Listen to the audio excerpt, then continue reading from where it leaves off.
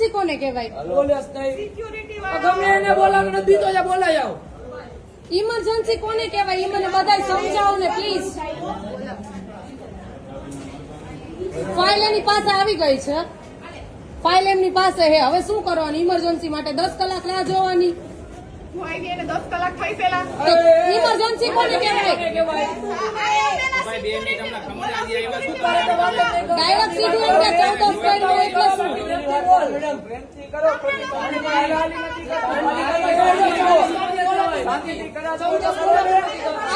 એને મગજમાં લાગ્યું હે, મગજમાં ખબર પડે.